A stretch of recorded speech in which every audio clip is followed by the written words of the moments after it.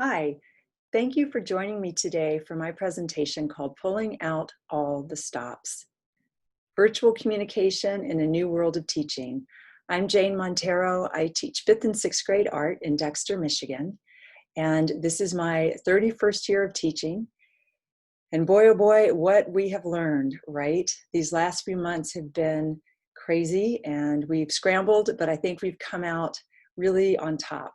So I wanted to show you some of the things that I've developed over the last few months. Some of these ideas have, gone great. Others not quite so great, but we just keep trying.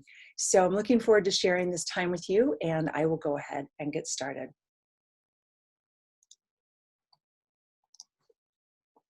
I'm sure you've heard this quote. It's gone around a lot lately. Science is going to get us out of this, but art is going to get us through this. That really has become my mindset.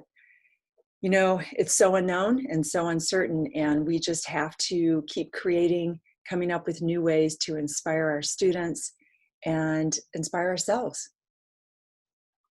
This is a sketch that was created by one of my 5th grade students in my sketch club named Adele. And it was on this tiny piece of paper, and she emailed it to me. And she said, I just made this and wanted to show you. And I said, it's beautiful. And I asked her permission to use it, and she was thrilled. And she said, you have my permission, Mrs. Montero.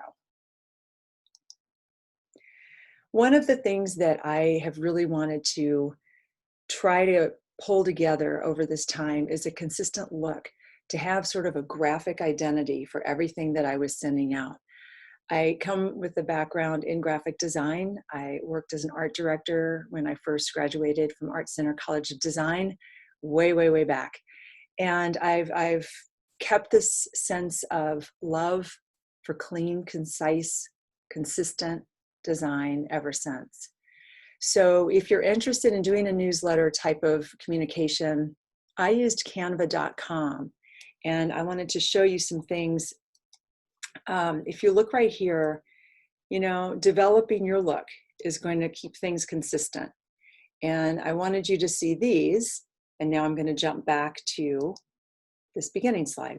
So this was my first issue, and I found a graphic that was free. Canva has some graphics that are free and some that you actually have to pay for. You can upload your own photographs, or you can use some of theirs. So I try to find things that are free, and then I always use my own photography whenever I can. So I titled this Virtual Art News, and I built this up in sections. So there's a Sketch Club News section, and at the bottom is that picture that Adele drew. Then I have a section on photography, and that's a photograph I took of our beautiful dog, Marley, our 3-year-old golden retriever. And within the site, I have also the theme for the week being animals. And then this bottom section, I identified a photographer named Paul Nicklin, who, if some of you may know who he is a former National Geographic photographer, and he has an amazing Instagram site. So again, keep it simple, try not to overwhelm them. More information is not necessarily better, right? I know you know that. So these are a couple of more issues that I created, and you can see I kept the same format. I changed up the colors every now and then. I always include my own photographs. I always include something a student has submitted. I have a sketching section. I have an artist section. Jen Stark is a super cool artist. If you haven't looked up her work before, kids love to look at her paintings and murals. And same with Jacob Hashimoto. I used to teach an art lesson on him where students would create hexagons, and I kind of ran out of steam for that for a while, but you know what? Now is as good a time as any to bring some of these art lessons back into the forefront so we don't have to keep starting all over again, right? All right. Weekly Google Docs. I almost feel like we need to say dun, dun, dun. These have become so overused in my school. And the intent was great. The intent was to share all the information in one communication to families that came from homeroom teachers. So as the special area department chair, it was my role to make sure that all of us in special areas had our section in our document. And this is just, as you can see, one from a few weeks ago. And then I would send this to the homeroom teachers by Friday night so that they could embed it in their newsletters that went out to families Monday morning. And, you know, I find this overwhelming. And I talk to my husband a lot about this too. Here's the thing.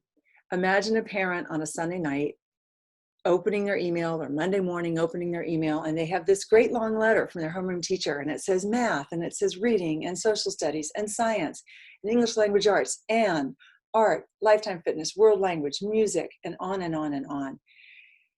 It's too much. You know, there have been so many studies about overwhelming families and how everybody's feeling right now. So as we plan for the fall, maybe things can be consolidated more. And that's what led me to using my virtual classroom with my Bitmoji as a tool for sharing out my information.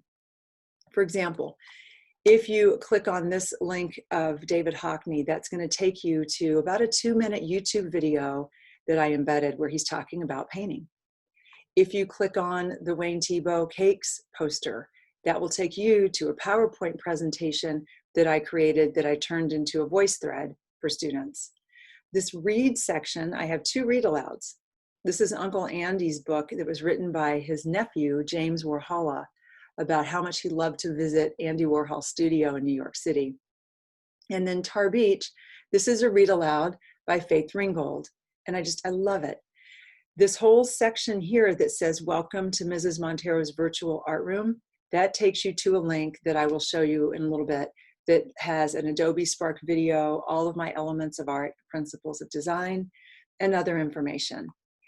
Then my color wheel example here takes kids to a link about the color wheel. And last of all, this laptop takes students to an assignment that I embedded. So it's a way to generate excitement so kids aren't just like, okay, let's read the information from art and lifetime fitness and on and on. We want to engage kids. We want to empower kids. And these opportunities help them, you know, discover things for themselves. This is one of my most recent assignments. And all I put in the Google Doc was just this link. And inside of this link, I've added a key, an artist palette. Every time they see an artist palette, that is going to remind them that there's a link embedded for an activity. Up here where the Diego Rivera, that takes you to a link of one of my YouTube videos. The Mark Rothko poster takes you to a link about another activity. The Met Museum is an excellent link. It is so much fun. It goes to Met Kids. If you haven't been there, check it out for sure. And then this week's art project is another link. So again, it's trying to engage kids. It's trying to have kids become part of the creative design process. iMovie videos. So this is where my world just, exploded, right? This was right after the COVID shutdown, and I was going through photographs of family vacations, and I thought, these pictures are so beautiful, and I've been to so many beautiful places. What can I do with them, and how can I share them with students? So I decided to go through those, and I just thought, you know what, elements of art, that's what I'm going to do, principles of design. I'm going to find artist work, and I'm going to embed my photography and music I have from iTunes and create under 2-minute videos, just kind of as an inspirational blast. And maybe that will give them some ideas of what they could do. So I have the elements of art completed. I also have the principles of design. Those are on the OATK12 Facebook page already. I'll point them out to you after I'm finished presenting here. So it's important to give yourself permission to have fun, slow down, and enjoy the creative process. As Dr. Harlow has pointed out so many times, we're all trying new things, and we're having some success.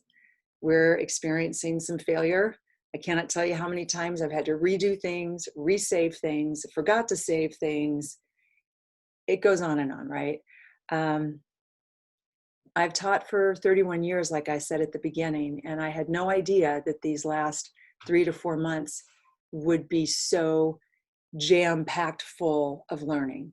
It's been crazy, right? And it's easy to get burnt out. So I think that we as art educators, need to think about how we can slow down ourselves and enjoy the process so that our students enjoy the process. I'll leave you with this quote. We must be guardians of a space that allows students to breathe and be curious and explore the world and be who they are. And if we can do that, our students can just create to the moon, right? So I wanted to show you in here, these are links that I have included that will take students to some of the sites that I pointed out earlier. So this one, for example, will take students to my virtual classroom. And on this site, like I said before, you'll see different links. You can kind of see if you click down here, that's the David Hockney link, the Wayne Thiebaud link, Tar Beach Read Aloud, Uncle Andy's Read Aloud, my information. And I wanted to show this to you. This is something that our whole school district was asked to participate in trying out Adobe Spark. And I just kind of went for it and thought it would be a great way to somehow use my technology, build something here.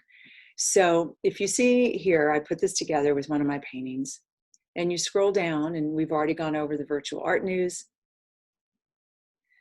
But this is a student showcase that I put together using Adobe Spark, and I'm not sure how the sound quality will be, but I'll run this anyway so you can see it. Welcome to Creekside Intermediate School Student Art Showcase 2020. Two fifth grade students, Adele and Dawson, created this jazz collage based on American artist Stuart Davis. Two other fifth grade students, Jack G. and Rory, created these chalk desserts based on American artist Wayne Thiebaud. Two more fifth grade students, Maddie and Ayla, created these wall sculptures based on American artist Elizabeth Murray. And fifth grade artist Isabella created this wild landscape using oil pastels based on British artist David Hockney. Sixth grade students, Anna and Molly, created these shoe prints where they carved the printmaking material and printed using different ink colors to represent their shoes based on artist Andy Warhol. Two more sixth grade printmaking artists, Xander and Debbie, created these shoe prints as well. Claire D. and Claire B. created these beautiful bark paintings based on the Amate bark paintings in Mexico. Two more examples of bark painting come from Elizabeth and Cooper. Great job. Thank you for viewing these amazing artists. So that was really a fun opportunity for me to be able to share that information with students. Included also on that same site, I have information on all of my videos, a couple of YouTubes that I've developed myself. This next site I wanted to show you, again, these are some of my links that I mentioned before, and clicking on those, this will take you to one of my newsletters. This is the one I mentioned before. This will take you to one of my videos. This will take you to a mindfulness, and I made this 2 years ago. I had no intention, right? Who knew this was going to be happening? And I thought, well, why not reuse things that we've done before? We need to figure out how to work smarter, right? So we're not working harder. And I know we all know that too. Also on this page, I have, this is an assignment here, and this takes students to the Met Museum, which Met for Kids, which is just a phenomenal site. If you get a chance to check that out, you may have already done it. They can hop in a time machine, they can watch videos, they can explore a map. And then last of all, this photography virtual background classroom, this one is also filled with links. So you can, I don't have any icons on here, like I don't have any symbols, but I could easily add a camera, right? Then they'd know where to look. So this one takes students to David Hockney photo collage. This takes students to an Ansel Adams Facts for Kids. This takes students to a just darling YouTube about Wegmans' Wide World of Weimaraners. Say that over and over again fast, right? So I just really wanted to try to engage kids.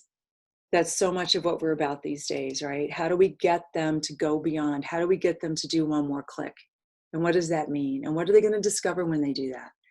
So I wanted to leave you also with these two sites that I mentioned earlier.